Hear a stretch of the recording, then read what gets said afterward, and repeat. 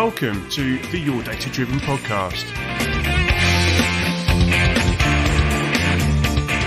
If you like this podcast, be sure to visit our website at yourdatadriven.com for more useful help and advice on setting up your race car, mastering data analysis, and driving faster. Welcome to episode 16. Today I'm delighted to welcome Dave Devine, Formula One engineer and also historic racing driver. In this special two-part episode, we go into not only how he got into Formula One, but also how he's been able to use his club racing experience to help navigate that journey. If you've ever wondered whether there's anything as a club racer you could learn from professional motorsports, I'm sure you'll find this show absolutely fascinating. So if you're interested in working in the industry, or just curious about how you can make improvements to your own car and improve your own racing experience, and understand what it takes to get much closer to the front, then sit back and enjoy part one. So welcome, Dave. Hello, Samir. Hello. Thank you so much for taking the time. I'm super excited about this conversation and how it's going to go. I'm sure people will be absolutely fascinated by your story and also your day job. So the idea really is just to get some background on you and what you've been up to, and also if we can think about, you're working in Formula One, but you also race at a club level. So the idea really is to help people listening to this show to say, what can we learn that we can actually apply in our own racing as well? That sounds good. Thank you for having me on. And as you say, hopefully, if there's anything people can learn from my experiences and background, then all the better. So tell us a bit about you. How did you get into racing? What did you do for a day job? So I was very fortunate growing up with a father who enjoyed racing. And so I was almost, as soon as I could stand up, I was holding a spanner and helping out in the garage. The passion and the desire and enjoyment of motor racing all started for me there, really. When I was around about the age, about 10, I think, my father had quite a big accident of his own and hurt his back and decided that he was going to stop racing himself and decided to let me have a go. And so we went and had a look at all kinds of different formulas. We looked at even sort of motocross, karting, but then ended up going short oval stock car racing effectively. So, sorry to jump in, but what is short oval racing, just for the benefit of people who may or may not be aware of that form of motorsport? The formula I ran in to start with as a junior was called mini stocks, and you basically take a mini and it's a sort of roll cage, but then reinforcement around the outside to keep the people or the children safe in there. And it's formula for 10 to 16 year olds. So you can imagine as a 10-year-old, when you first go out, it's quite a daunting situation. You could have up to, we had, I think, over 30 cars on occasion on a quarter-mile oval. And wow. just to spice up the action, as you get better, you have to start further back. So you have to overtake. So you're going to get a lot of racing experience in a short period of time. And the idea that if you're the best of it, you start at the back, mate. Yeah. Oh, exactly. And I know we certainly had one year where the champion, he didn't win a single race all year. And it's just about consistency. You just need to be there all the time. And again, it's great because you can develop a car, make it fast, but if it's fragile, you won't win the championship.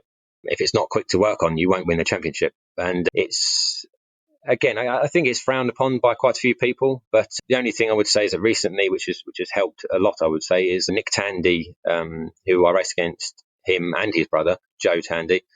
But Nick went on to win Le Mans with Porsche in LMP1. I think that was obviously would tell people that it can't be all bad, and it's got to be a fairly good training ground if someone can go from there all the way to Le Mans and win. And I think he's very well respected indeed. So Nick Tandy's done really well, hasn't he? And one of the things that you and I have always talked about when we've talked about this type of racing is the racecraft it teaches you. And one of the things that a lot of people focus on when they're getting into circuit racing, for example, or even karting, isn't about that. The focus seems to be primarily on how can we drive the car faster, almost in a bubble on your own. And there's so much attention on how you can drive the car, how you get onto the pace. But what I love about this form of motorsport is that, yes, that is important, but the actual track is quite simple. And really, it's much more about racecraft.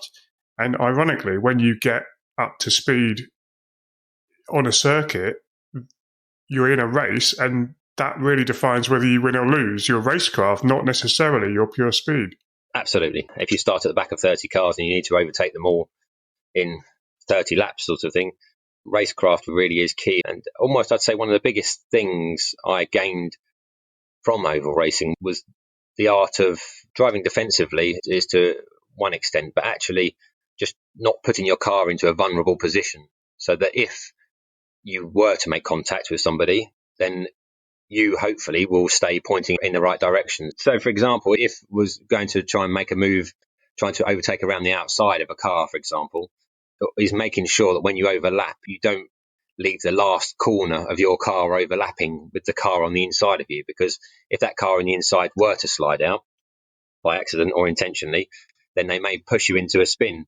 Whereas if you can make sure that if that car is to hit you, it's going to hit you in the side into the driver's door, for example, then they're only going to push you sideways, push you across the track rather than start to rotate your car. So there's various features like that. And I say I learnt very quickly, because I was fortunate. I had a fairly competitive car right from the word go. And I remember overtaking someone and just blasted past in a straight line. And then they just tagged the back of the car as I came past, and off I went into the Armco quite quickly. So you learn very quickly how to look after yourself, make sure that you're not putting yourself into a vulnerable position all the time, even when you are overtaking people. So you're always looking to, I say, you could even be going down the straight, you pull up alongside someone, and then you actually take your foot off the throttle just to keep yourself level with them, so that when you arrive at the corner, there's no way that they can, whatever they do, it's not going to affect you going into the corner or coming out, sort of thing. So,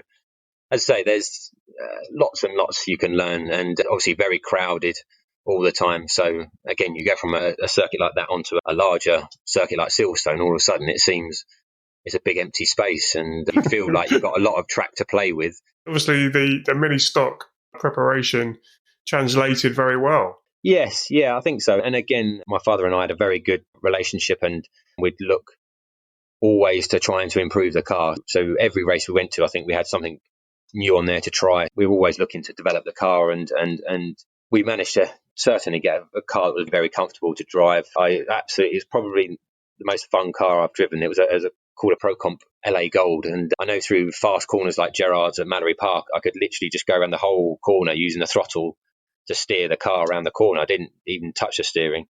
It was so well balanced, and it was the most fun car I think I've driven.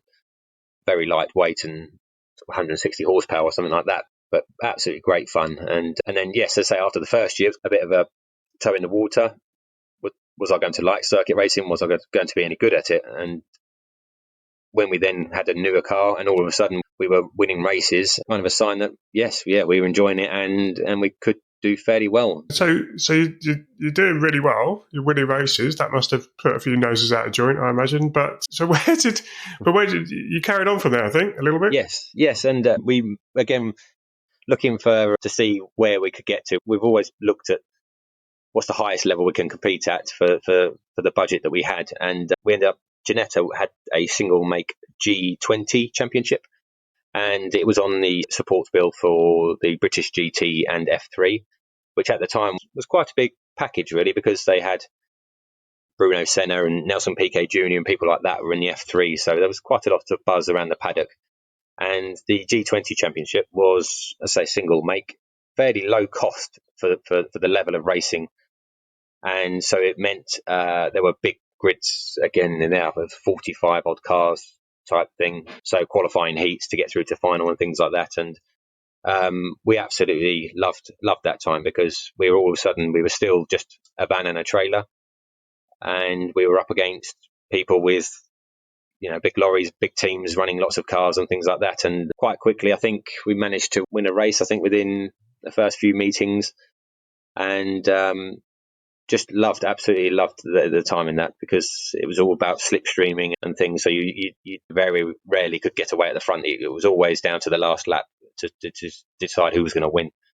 And yes, we then ended up doing that for 3 years. The second year got cut short because I ran into a pheasant whilst fighting for the lead. And yes, again, we was at Thruxton slipstreaming like mad, and I was tucked up behind the guy who was leading, and he darted out to the way of a pheasant crossing the road, and I hit it absolutely square on, and it split the radiator and blew up the engine. Unfortunately, yeah, that was a bit of a shame, but so we had to sit out that year, and then we're back in again. And for the last year, we ended up finishing second in the championship. Again, it went down to the last race, and we very narrowly missed out. I think it was a couple of places on the championship, which was a bit gutting at the time because there was an opportunity to have a test drive in the Panos GT3 car, and with the idea probably that a blessing in disguise in retrospect.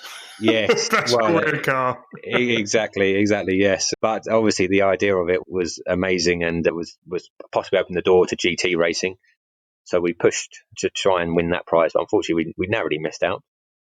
But with hindsight, it's not the end of the world. It basically, at that point, we then had to stop racing because my father, quite rightly so, decided that he probably spent a bit too much going motor racing, and we'd given it our best go to get to sort of GT racing. And I made a couple of offers to go and race in GTs, but again, they all needed budget, as always. We called it a day there, but I think we had a fairly good crack at it all to try and get into GT racing effectively. Tell us a little bit about the work side of things, because you work at a Formula One team, but how did you get there? I'm guessing that this passion of motorsport that you've experienced as you're growing up is translated to, what am I going to do for a job? Oh, there's professional teams out there that pay money to employ engineers. So what do you do, and how did you get to that point? Currently, I work at Racing Point Formula One team, soon to be rebranded Aston Martin, so it's a bit of a flashier name. But basically, I'm responsible for the front suspension on the car. And to get to where I did, I went to university at Loughborough, mechanical engineering. And from there, when I finished, I struggled to get a job into motorsport initially, and ended up taking up an unpaid placement at RML, which was a 6-week unpaid placement, because I feel very fortunate that even from a very young age, I decided that, yes, motor racing is what I love. And if I can work in that industry that I love, then hopefully I'll enjoy going to work. And so right from the word go, I've had a goal of where I wanted to go. So it's made decisions on which A-levels to take and which degree to take and things like that. It's very easy because I've just got a target I'm aiming for. And then when I finished university, I couldn't get a job. I thought, what am I going to do now? But I knew that if I could just get my foot in the door somewhere, that hopefully I could show that I was enthusiastic and I wasn't too stupid. And fortunately I did. I took up this 6-week placement with RML, and then they were happy and quite liked me, and so they just gradually extended my contract. So I ended up getting a full-time job at RML, working on mainly on the touring car project there, but also the sports cars, and they also did a McLaren Mercedes SLR and various other projects. It was a great company to work at for various projects. There's a question that I sometimes get asked by people about getting into motorsport as a job. And the question really is about the education. And so you said, you've done a degree. But my feeling is, and I don't know how you feel about this, that the fact that you are racing as a hobby has given you a more rounded package and a more practical package and a more valuable offering for the race team, particularly at a touring car team, you might say. But that experience of just being in the world of motorsport I think that's really valuable extra piece of information or extra piece of experience that would really help you get a job in addition to your formal qualifications. What do you think about that? Slightly mixed, if I'm completely honest.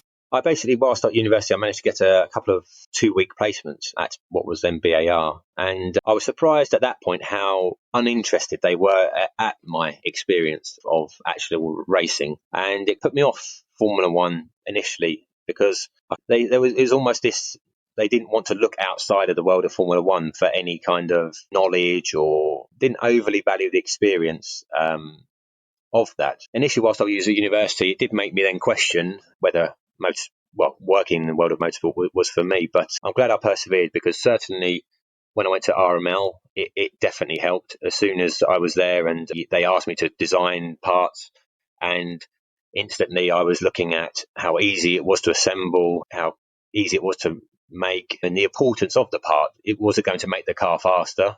If yes, right, let's put a lot of effort into this.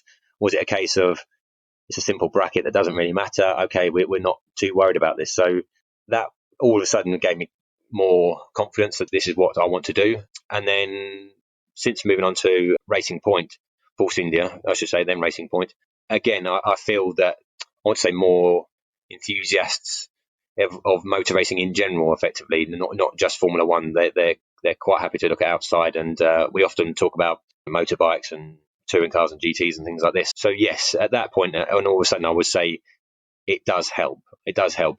I say I had just that blip there at university. I thought, oh, hang on a minute, maybe this isn't going to be of use. But certainly now, when I work with mechanics and show them things I'm designing and propose solutions to problems that we've got, they are generally appreciative of my approach, because I have been in a paddock putting things together at midnight, or I've been out in the workshop during the week, sort of thing. So an appreciation of not just what makes a car go fast or how a race meeting is run, but just assembling a part and things like that. So I would say that experience certainly does help and does look good on your CV. And even Formula Student now, at Formula One team, they do look at Formula Students as well as another area. So even if you arrive at university and you haven't had any experience and you'll find it difficult to get out to club races to get experience, then Formula Student is another place where actually the standard within Formula Student is very good, and so that also gets looked at. So yes, I would say that any experience you can get is a bonus on the CV for sure. So tell us a bit about touring car racing. So what goes into a touring car, and what were you doing for those teams, and maybe what can we learn from what they were doing that maybe we can apply in our own racing? So when I first started, I was with the Chevrolet Lacetti touring car, which was a car which outperformed its credentials, if you like. We managed to turn that around and get some pace out of it very well. And then I ended up taking the responsibility for the chassis and all the suspension mounts on the Chevrolet Cruze. So this is all Super 2000 era. And then when the regulations went to TC1, I then moved over to the engine department to design basically all the inlet and cylinder head, which again, I had zero experience of designing engines, so I was very grateful for that opportunity. But as for what I learned from there and what can be applied, I would say almost one of the biggest things that we would focus on was curbing for street circuits, especially because touring cars especially, they visit a few street circuits. You end up getting these sort of man-made chicanes and things like this, and the curbs were just horrendous. And so we got to the point of developing with our damper supplier of how to be able to strike these curbs and get the car back onto the ground as quickly as possible. And if you could do that, all of a sudden you're finding sort of half-second chunks. It's not the hundredths or the tenths. You're up to sort of half a second. If all of a sudden you can straight line this chicane without firing yourself off into a wall afterwards, the time we found there was huge. So we did a lot of development with our damper supplier. Got to the point where the damper supplier said, "Look, this is as far as we can go." So we ended up bringing the dampers in-house, and we carried on and developed those even further. So you made your own dampers? Yes, yep. So we did all of our own dampers, and they were quite involved by the end of it, I would say. But again, it was an area of performance where we just recognised that it's somewhere where we really could make a difference. And the curbing performance of the Chevrolet Cruze was, I'd say, probably what won it the championship. It just could sail over curbs, and the drivers could just attack everything basically. And they really, when you get to all the street circuits, it was competitive at. And I say the touring cars, there were so many street circuits that if you're competitive on those, you've got a good chance in the championship basically. So that was the most effort we put into the dampers. Wow. Yeah. And I guess you're learning all the time, because dampers are quite a sophisticated, complicated, confusing bit of equipment, I think, for many people. Did you have much experience with dampers before, and what kind of stuff did you learn from that you now can apply, or at least think about when you're thinking about dampers? So damping for me was relatively limited before RML, and I must admit I wasn't solely responsible for the dampers at the time, so I've only gleaned what I could from the project. But the actual characteristic of damping was certainly important, but touching on there, I was just suggesting that the curbing performance, so we're looking at all the blow-off performance of dampers, of how to lose the energy as quickly as possible effectively. So we put a lot of effort into the blow-off characteristics. And yes, how I'm not quite sure how to explain it without revealing everything, but basically from there, it's, as you say, it's just all useful information. I managed to keep and learn and have, Yeah. So you're at RML and you're learning you're getting massive exposure to all these different parts of the car, and you're learning all these new different things. And then you've seen the opportunity to jump into Formula One, and that's gone. So now you're in a Formula One team. So what kind of stuff did they get you doing? And was it useful to have had that pre-exposure at RML? And we've already touched on your own racing. Yes, even just the basic knowledge of CAD software and designing and releasing parts, just general design process effectively, and where to start from, and the approach to a design and things like that. So it's almost, once you've designed for a while in a motorsport environment, especially because the motorsport environment is very high tempo, you've got to put out designs very quickly. It's different from almost any other industry, I'd say, because of the speed at which you need to turn stuff around. Just that approach to design helps you. I could have gone on to design anything really after that, and it would have helped. But I actually, when I first moved to Force India, I was on the fuel system, responsible for the fuel system, which again is another area which I'd had zero experience of on the touring car. So I went from designing a chassis, then to designing an engine at RML, to then designing a fuel system at Force India. Again, it was another start to learn again and go from there. But touched on this earlier on, the whole sort of serviceability, and just, can you physically work on the thing? Can you use it? And again, that all came in and very useful. The fuel system on a Formula One car is actually remarkably complicated. As a general punter, you don't get to see any of it, but you can imagine that now a car needs to hold a race distance worth of fuel, and it's in a very hot environment because it's effectively between the driver's back, and the engine gets very hot, and then it's surrounded by two radiators on either side, and then now we put a battery pack underneath it as well. So you've got a big load of fuel there that wants to get hot very quickly, and so part of it is trying to keep it cool.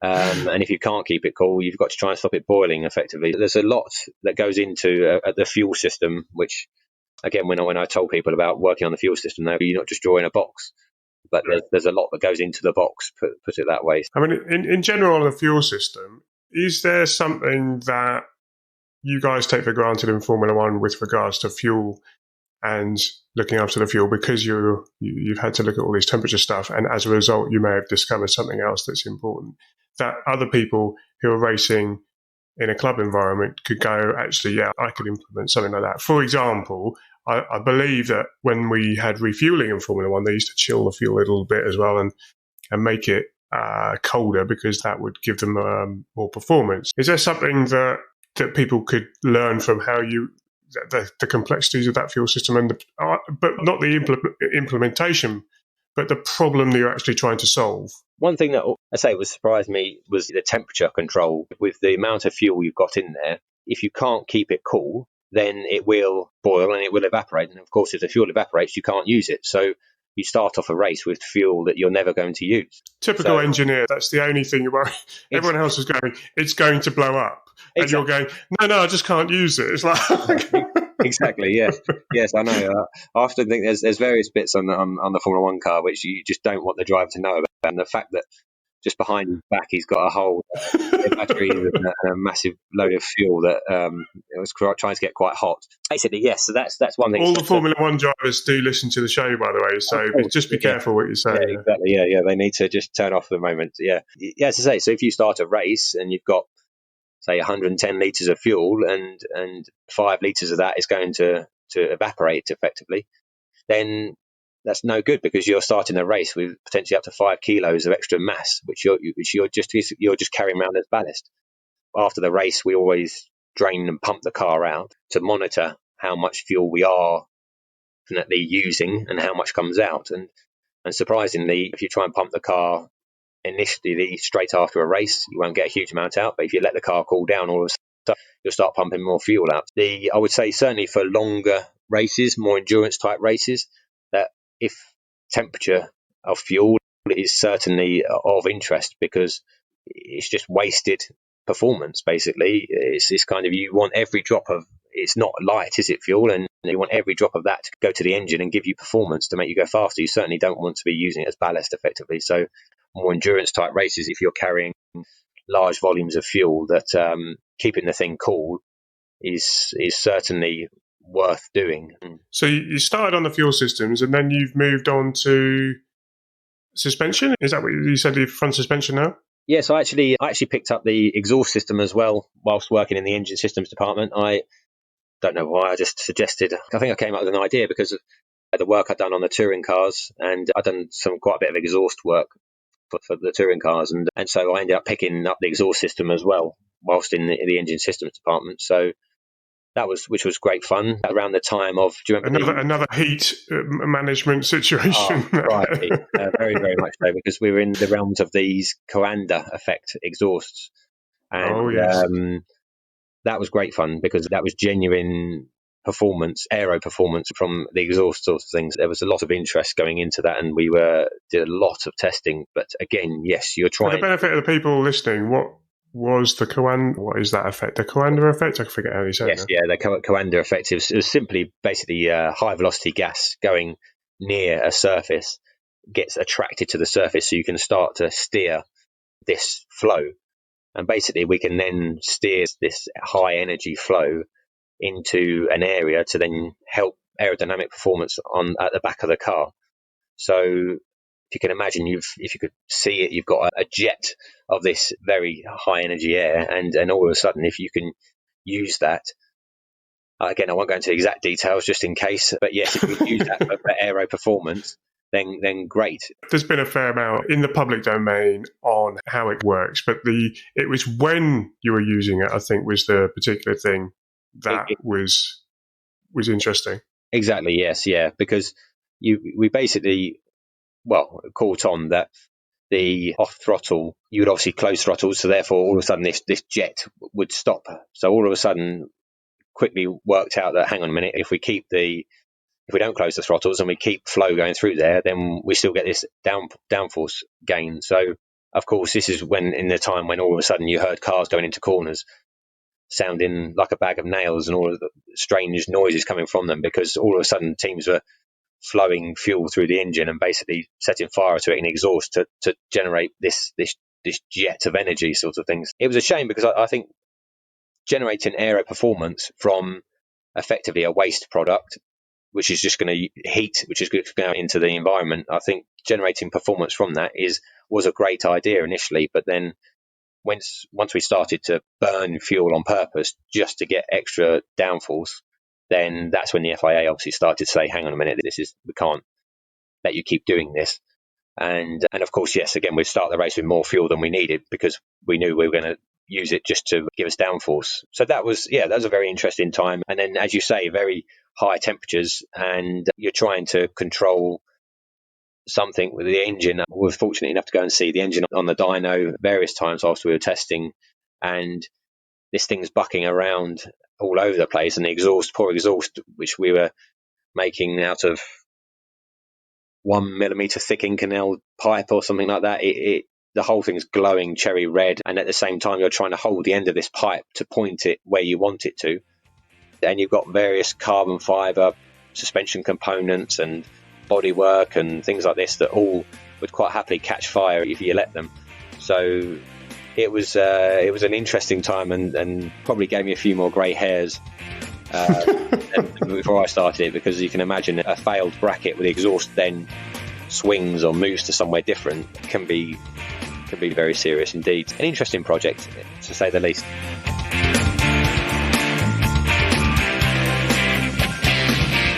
I hope you found that absolutely fascinating. I certainly did, and it was a real privilege and honour to speak with Dave. I hope you enjoyed part 1. In part 2, we start to talk about the driver. What sets the professionals apart from the very competitive club racer? What can you do and what can you learn in terms of how to apply the way in which Formula 1 go racing to your own racing? What makes great driver feedback and where to focus to get the most speed out of the corner? Can't wait for you to join us into part 2, so catch you next time. If you like this episode, be sure to subscribe to the podcast and visit us at yourdatadriven.com.